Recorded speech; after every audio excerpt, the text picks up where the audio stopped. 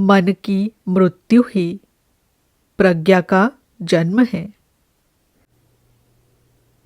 प्रश्नकर्ता, मनुष्य अपने सच्चे स्वभाव का साक्षात्कार कर सके, इसके पूर्व क्या उसका व्यक्ति की तरह होना आवश्यक नहीं है? क्या अहंकार का अपना कोई मूल्य नहीं होता? महाराज जी, व्यक्ति की कोई उपयोगिता नहीं होती। यह इसके अपने ही विषयों में लिप्त रहता है और उसकी सच्ची सत्ता से अनभिज्ञ होता है।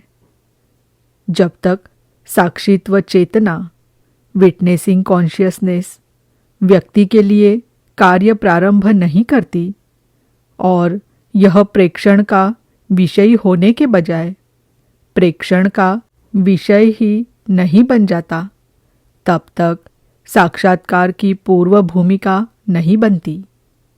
साक्षी ही साक्षात्कार को वांछनीय और सुगम बनाता है। प्रश्नकर्ता, व्यक्ति के जीवन में एक ऐसा बिंदु अवश्य आता है जब वह साक्षी हो जाता है। महाराज जी, ऐसा नहीं होता। व्यक्ति स्वतः कभी भी साक्षी नहीं बन सकता।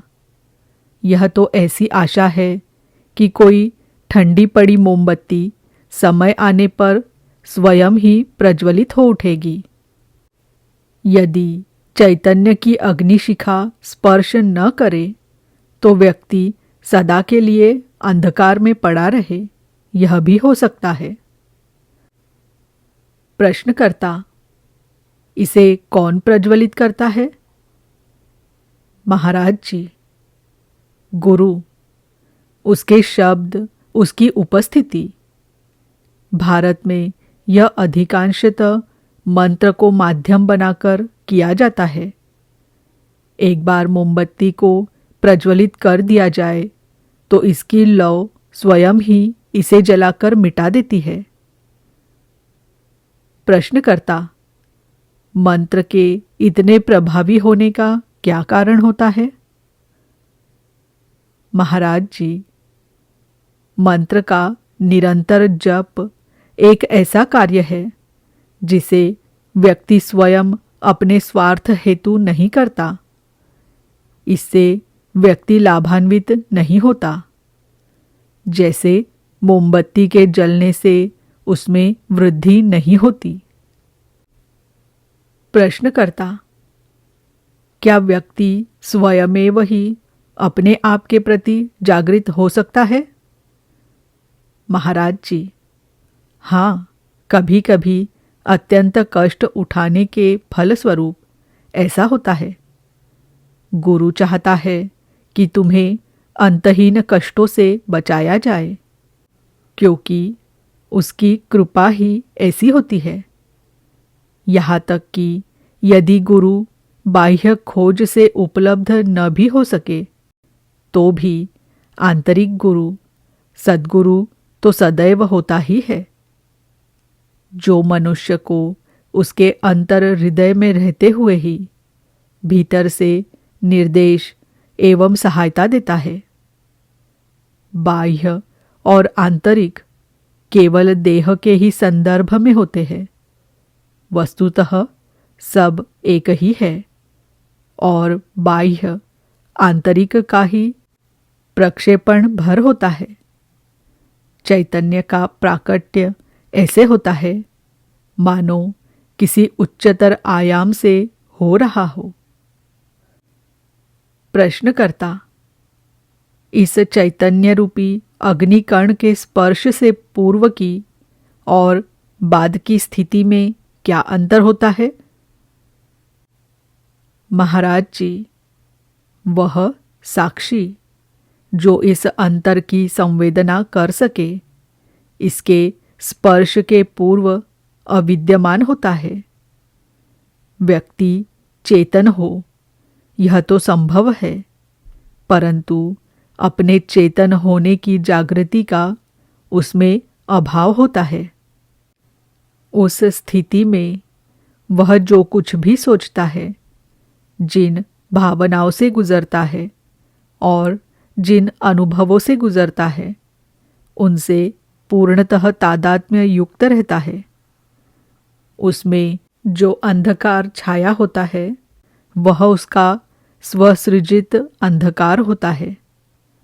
जब इस अंधेरे पर प्रश्न किया जाता है तो वह विलीन हो जाता है और प्रश्न कर सकने की आकांक्षा को गुरु ही रोकता भी है। अन्य शब्दों में व्यक्ति और साक्षी के मध्य वही अंतर है जो कि अपने आप को न जानने और जानने के मध्य होता है। सत्व के उदय के पश्चात संसार केवल चेतना को ही पूर्णता पाया जाता है, परंतु जब क्रियाशीलता तथा जड़ता अर्थात रजोगुण और तमोगुण प्रकट होते हैं तो वे दृष्टि को धुंधला तथा दूषित कर देते हैं और तब तुम मिथ्या को सत्य की तरह देखने लगते हो। प्रश्नकर्ता: व्यक्ति क्या प्रयास करे, अपने को किस प्रकार इस योग्य बनाए कि गुरु का उसके लिए आगमन हो सके? महाराज जी, ऐसी इच्छा की जागृति होने का यही अर्थ है कि गुरु का आगमन हो चुका है और उसने ज्योति को प्रज्वलित कर दिया है। यह किसी अकस्मात सुने शब्द से हो सकता है, किसी पुस्तक के किसी पृष्ठ को पढ़कर हो सकता है, माध्यम कुछ भी हो। गुरु की कृपा रहस्यमय रीति से अपना कार्य करती है। प्रश्नकर्ता: क्या स्वप्रयास द्वारा योग्य बनने की कोई बात नहीं होती? हम योग साधना के बारे में कितनी चर्चाएं सुनते रहते हैं। महाराज जी, साधना व्यक्ति के द्वारा किया जाने वाला कृत्य नहीं होता। व्यक्ति तो अंत तक अशांति और प्रतिरोध ही से भरा होता है। यह तो साक्षी ही होता है जो कि व्यक्ति पर, उसके भ्रमों की सकलता पर, उसके अतीत, वर्तमान और भविष्य पर कार्य करता है। प्रश्नकर्ता: हमें यह कैसे ज्ञात हो सकेगा कि आप जो भी कहते हैं वह सत्य है? यद्यपि अपने आप में यह परिपूर्ण है, स्वनिर्भर है और किन्हीं भी विसंगतियों से रहित है, पर हम यह कैसे जान सकते हैं कि यह उस उर्वर कल्पना की उपज मात्र नहीं है जिसे निरंतर दोहराव और चिंतन द्वारा पोषित और समृद्ध कर लिया गया है? महाराज जी, सत्य का प्रमाण श्रोता पर हुए उसके प्रभाव में सन्निहित होता है। प्रश्नकर्ता: शब्दों से सर्वाधिक शक्तिशाली प्रभाव उत्पन्न किया जा सकना भी संभव है। श्रवण से या शब्दों को दोहराने से अनेक प्रकार की भाव दशाओं को अनुभव किया जा सकना भी संभव है। यह भी हो सकता है कि श्रोता के अनुभव केवल प्रेरणा जनित ही हो, सच्चे न हो और उन्हें हम प्रमाण नहीं मान सकते। महाराज जी, प्रभाव किसी अनुभव के रूप में ही हो ऐसा आवश्यक नहीं है। यह अन्य रूप में भी घटित हो सकता है, जैसे कि चरित्र में, प्रेरणाओं में, लोगों से अपने संबंध में, अपने आप से, अपने ही संबंध आदि में होने वाले परिवर्तन की तरह भी यह प्रकट हो सकता है। शब्दों से, मादक द्रव्यों से या अन्य किसी इंद्रिय या मानसिक माध्यमों से जो विभिन्न भावदशाएं और सूक्ष्म अनुभूतियां प्रेरित होती है, वे अस्थायी और अनिर्णायक होती है। यहाँ जो कहा जाता है उसका सत्य अचल और नित्य है, और इसका प्रमाण श्रोता में और उसकी संपूर्ण सत्ता में होने वाले गहरे तथा स्थायी परिवर्तन से मिलता है। यह ऐसी वस्तु है जिस पर कोई भी तब तक संदेह नहीं कर सकता जब तक कि वह स्वयं अपने अस्तित्व पर ही संदेह न करता हो, और इस प्रकार का संदेह अपने आप में अकल्पनीय ही है। यदि मेरा अनुभव तुम्हारा अनुभव हो जाए, तब इससे श्रेष्ठतर अन्य कौन सा प्रमाण तुम चाह सकते हो? प्रश्नकर्ता: अनुभवकर्ता अपने अनुभव का प्रमाण होता है। महाराज जी: बिल्कुल ठीक, परंतु अनुभवकर्ता को सिद्ध करने के लिए प्रमाण की आवश्यकता नहीं होती। मैं हूँ और मैं जानता हूँ कि मैं हूँ। इससे अधिक किसी प्रमाण की मांग तुम नहीं कर सकते। प्रश्नकर्ता: क्या वस्तुओं का वास्तविक ज्ञान प्राप्त किया जाना संभव है? महाराज जी: सापेक्ष स्तर पर तो ऐसा संभव है। निरपेक्ष स्तर पर वस्तुएं कहीं नहीं है। यह जानना कि कहीं कुछ नहीं है सच्चा ज्ञान है। प्रश्नकर्ता: सापेक्ष रिलेटिव और निरपेक्ष एब्सोल्यूट को परस्पर कौन सी वस्तु संबंधित करती है? महाराज जी: वे स्वरूपतः एकमेव है। प्रश्नकर्ता: किस दृष्टिकोण के आधार पर वे परस्पर एकमेव है? महाराज जी: जब शब्दों का उच्चार किया जाता है तो मौन विद्यमान रहता है। जब सापेक्ष व्यतीत हो चुका होता है तो निरपेक्ष शेष रह जाता है। क्या शब्दों के उच्चार से पूर्व का मौन उनके उच्चार के बाद के मौन से भिन्न होता है? मौन एक ही वस्तु है और इसके अभाव में शब्दों का सुना जाना संभव नहीं होता। यह शब्दों की पृष्ठभूमि में नित्य स्थित है।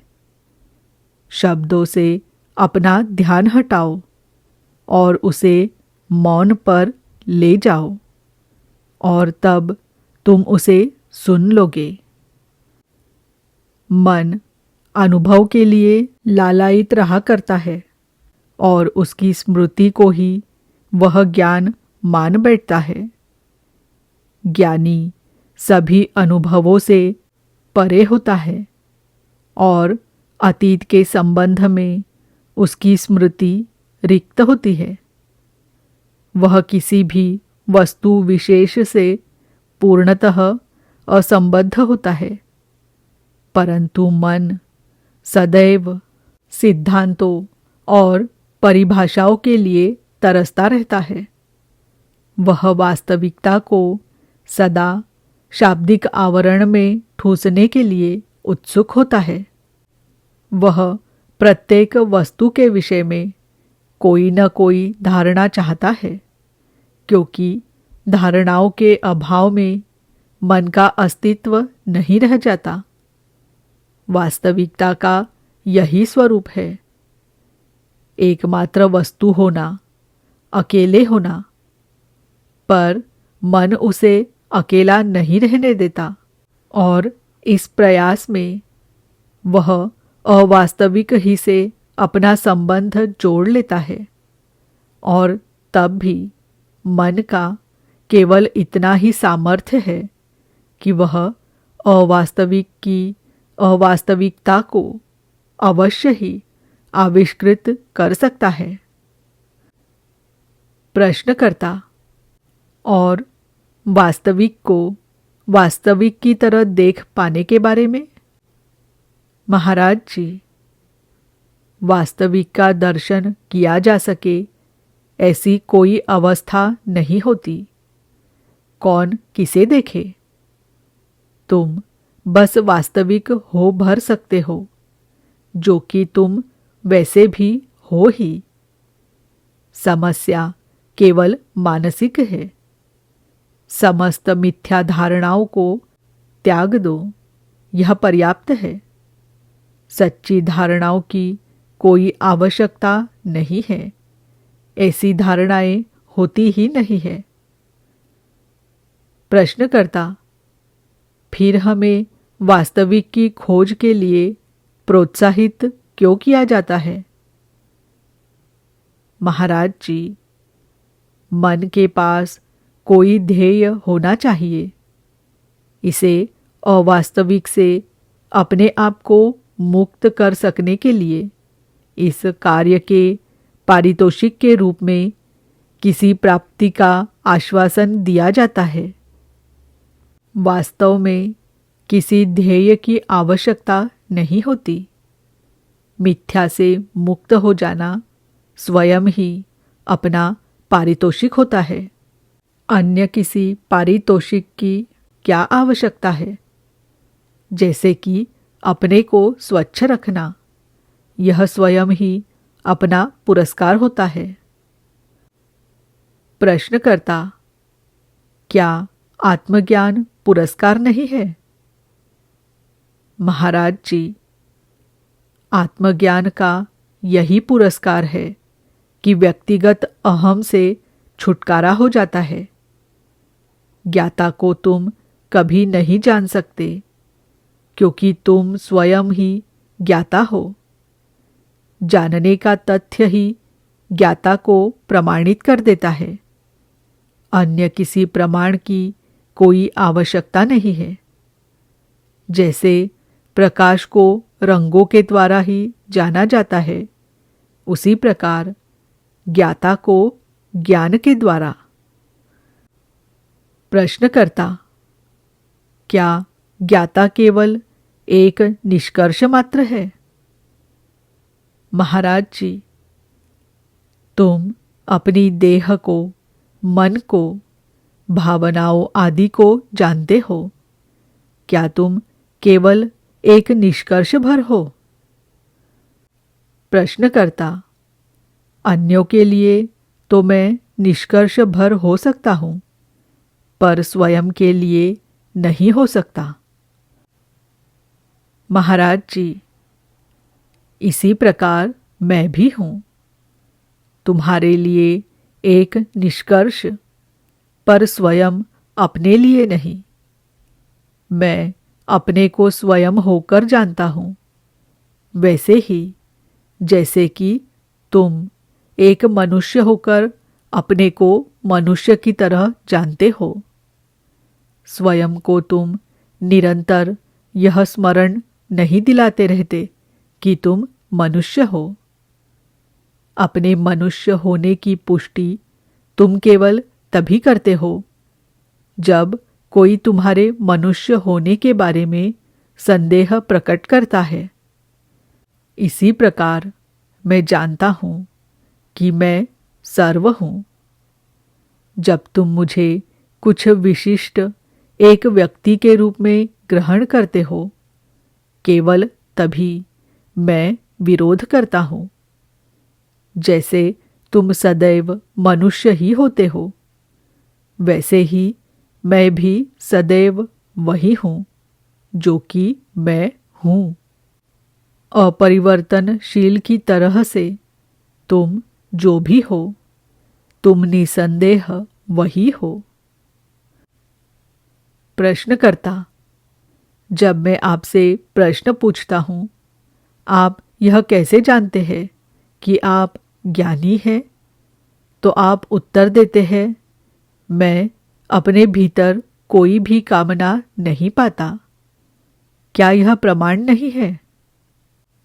महाराज जी, यदि मैं कामनाओं से भरा हुआ भी होता तब भी मैं वही होता जो कि मैं हूँ।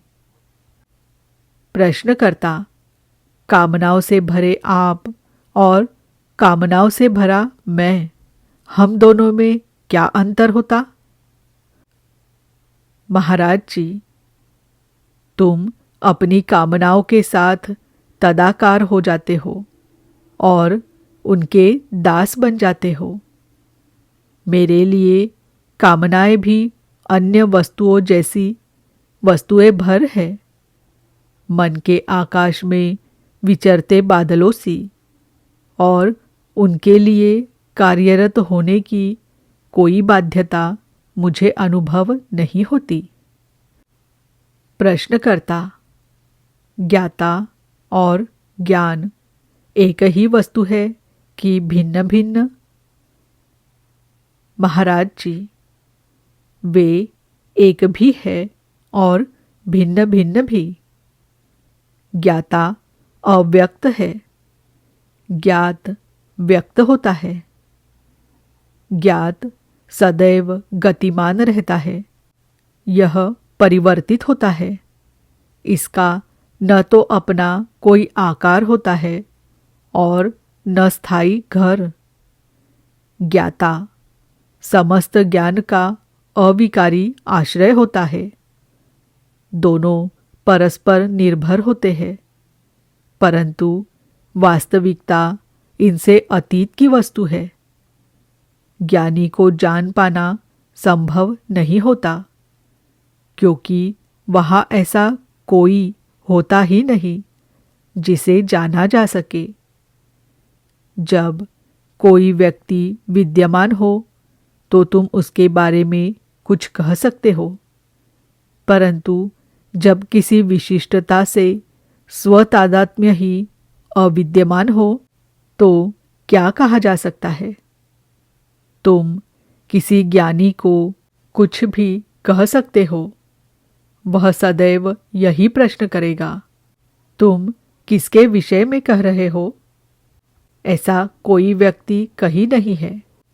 जिस प्रकार तुम विश्व के बारे में कुछ भी कह पाने में इसलिए असमर्थ रहते हो कि इसमें सब कुछ सम्मिलित होता है, उसी प्रकार ज्ञानी के बारे में कुछ कहा जाना इसलिए संभव नहीं हो पाता कि वह सब कुछ होते हुए भी विशिष्ट कुछ नहीं होता।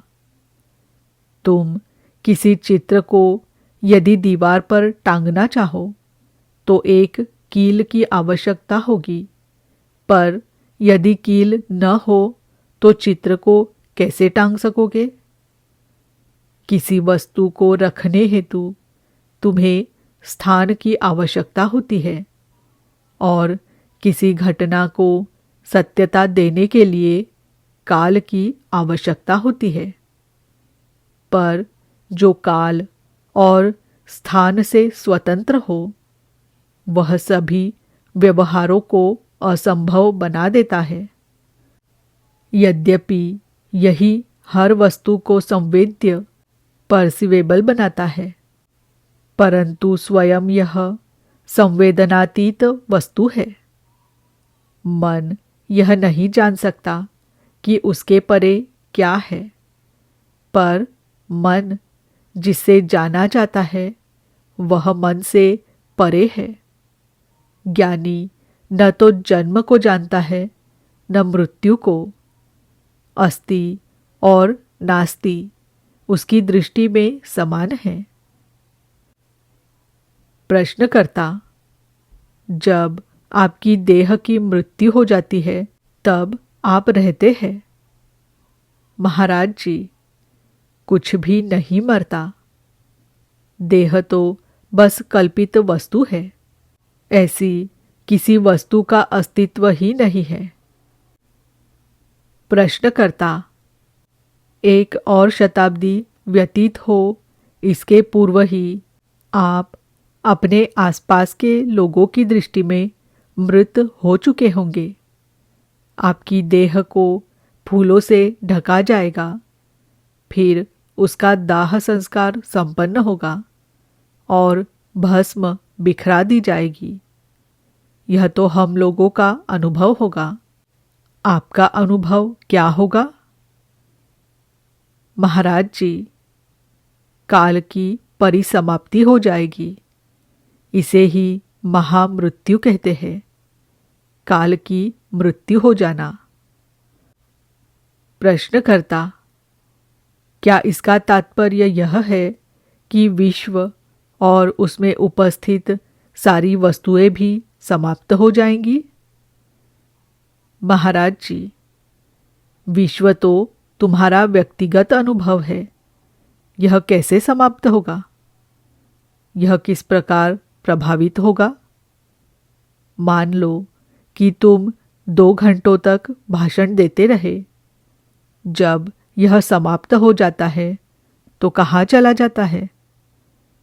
यह उस मौन में विलीन हो गया जिसमें तुम्हारे भाषण का आदि, मध्य और अंत एकत्र है। काल रुक गया, यह था पर अब नहीं है।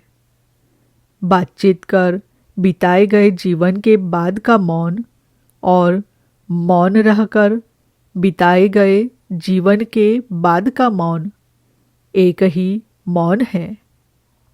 मैं हूँ, इस भावना से मुक्ति ही अमरत्व है, परंतु यह पर्यवसान नहीं है, वरन इसके विपरीत संभवतया जिसकी कल्पना तुम कर सको, यह अवस्था उससे अनंत गुनी अधिक वास्तविक, जागृत और प्रसन्नता की अवस्था है। प्रश्नकर्ता, मन की महामृत्यु और देह की क्षुद्र मृत्यु के एक ही साथ घटित होने के मूल में क्या कारण है?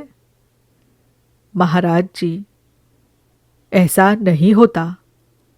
यह बिल्कुल संभव है कि मानसिक उथल पुथल में व्यवधान डाले बिना ही तुम 100 बार मृत्यु से गुजर जाओ, या तुम अपनी देह को बनाए रखते हुए भी केवल मन के तल पर मृत हो जाओ।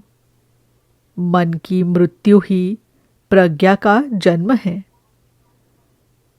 प्रश्नकर्ता, व्यक्ति विदा हो जाता है और केवल साक्षी शेष रह जाता है। महाराज जी, मैं साक्षी हूँ, ऐसा कहने हेतु वहाँ कौन शेष रहता है? जब वहाँ मैं हूँ ही नहीं रह जाता तो साक्षी कैसे रह सकता है? काल रहित अवस्था में ऐसी कोई अस्मिता शेष नहीं बचती जहाँ शरण मिल सके। एक यात्री जिसके पास कोई महत्वपूर्ण वस्तु हो, इस बात को ध्यान में रखता है कि वह वस्तु कहीं खो न जाए। उसे हम यह कह सकते हैं कि यह उस वस्तु के लिए सचेत होता है।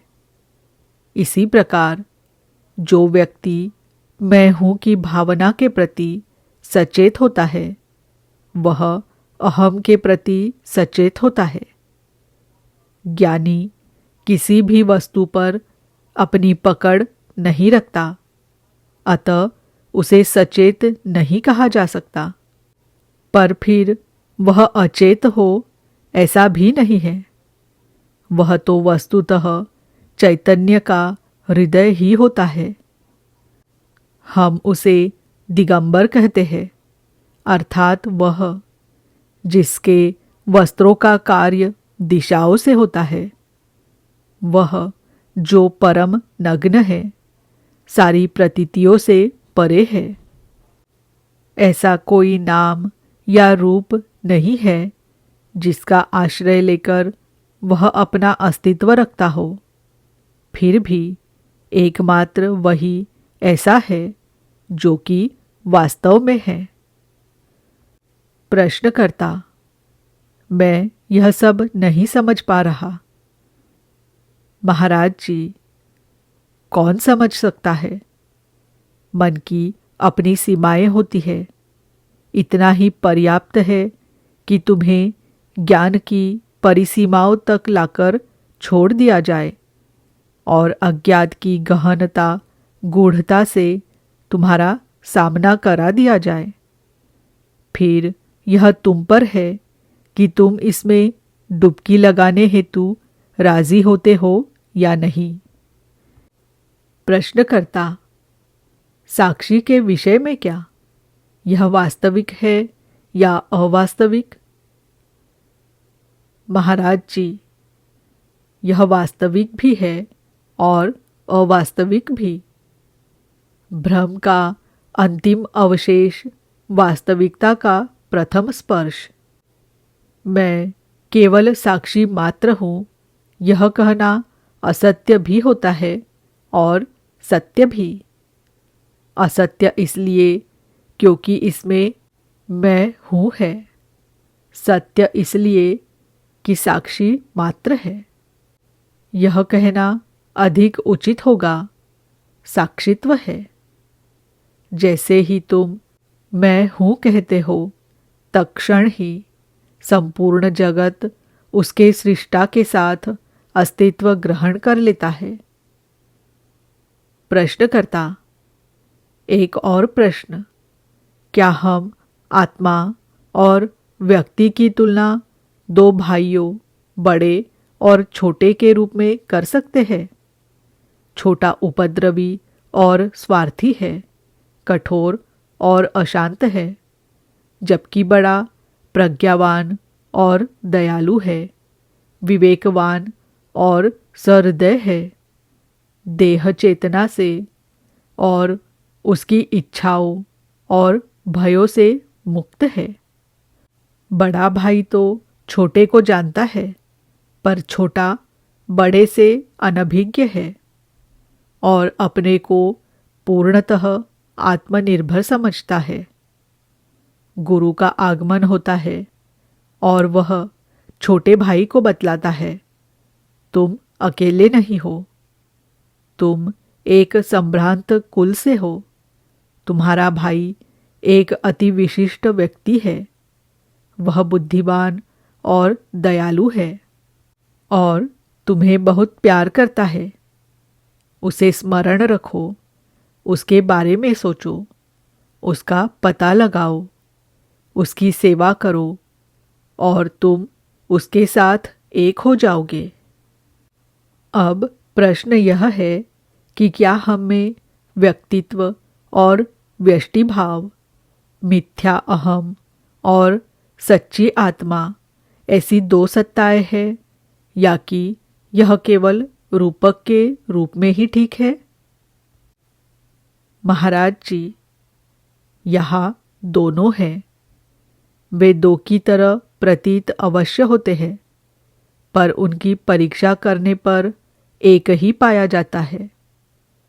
द्वैत की सत्यता तभी तक बनी रहती है जब तक कि उस पर प्रश्न नहीं उठाया जाता। मन, अहम और आत्मा अर्थात व्यक्ति, व्यक्त और अव्यक्त की परीक्षा की जाने पर यह त्रिपुटी मिटकर एक हो जाती है। ये सब अनुभवन, एक्सपीरियंसिंग के विशिष्ट प्रकार मात्र होते हैं। राग का, विराग का तथा वैराग्य, उन दोनों से अतीत का। प्रश्नकर्ता, आपका यह विचार कि हम स्वप्न की ही अवस्था में हैं, आपकी स्थिति को अजेय बना देता है। हम कोई भी आपत्ति क्यों न उठाए, आप उसकी वैधता को ही अस्वीकृत कर देते हैं।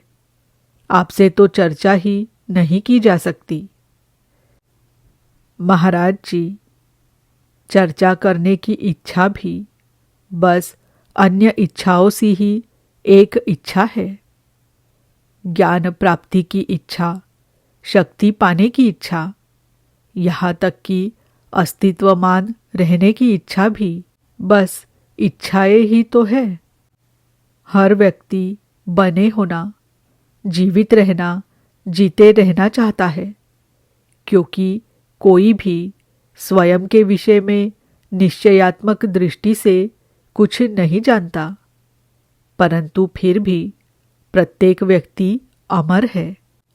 अपने को देह के रूप में स्वीकार करने पर तुम मरण धर्मा हो जाते हो। प्रश्नकर्ता: चूंकि आपने अपनी मुक्ति पा ली है, क्या आप इसमें से एक छोटा सा अंश मुझे न देंगे? महाराज जी, छोटा सा अंश क्यों, संपूर्ण ही ले सकते हो। इसे तुम अवश्य ही ग्रहण करो, क्योंकि यह प्रत्येक के अधिकार की वस्तु है। इस पर सभी का अधिकार है, पर तुम मृत्यु से भयभीत हो। प्रश्नकर्ता: स्वामी रामदास को एक बार ऐसे ही एक प्रार्थना का सामना करना पड़ा था। एक दिन कुछ भक्त उनके पास एकत्रित हुए और मुक्ति की मांग करने लगे। रामदास ने मुस्कुराते हुए उनकी बातें सुनी और वे अकस्मात गंभीर हो उठे और बोले, तुम्हें यहाँ और अभी परम मुक्ति, नित्य मुक्ति दी जा रही है। तुम इसे प्राप्त कर सकते हो। जो भी इसे चाहता हो आगे आए। कोई भी सामने न आया। उन्होंने इस प्रस्ताव को 3 बार दोहराया, पर एक ने भी उसे स्वीकार न किया। तब उन्होंने कहा, अब यह प्रस्ताव वापस लिया जा रहा है। महाराज जी, राग साहस को नष्ट कर देता है। दाता तो दान के लिए सदैव तत्पर रहता है। दान लेने वाला याचक ही अनुपस्थित होता है। मुक्ति का अर्थ है पकड़ को छोड़ देना। वस्तुओं पर से अपनी पकड़ छोड़ने की तो लोग कल्पना तक नहीं कर पाते हैं। वे यह नहीं जानते कि सीमित का मूल्य देकर असीमित पाया जाता है, जैसे कि मृत्यु के मूल्य पर अमरत्व पाना। आध्यात्मिक परिपक्वता हर वस्तु से अपनी पकड़ छोड़ सकने की क्षमता में ही समाई होती है। त्याग तो प्रथम सोपान है, परंतु वास्तविक त्याग तो इस बोध के जानने पर होता है कि ऐसा कुछ होता ही नहीं है जिसका त्याग किया जा सके, क्योंकि कुछ भी तुम्हारा अपना नहीं है। यह गहरी सुषुप्ति जैसी बात है। जब तुम गहरी निद्रा में सोए होते हो, तब अपनी शैया को त्याग नहीं देते, तुम उसे बस भूल भर जाते हो।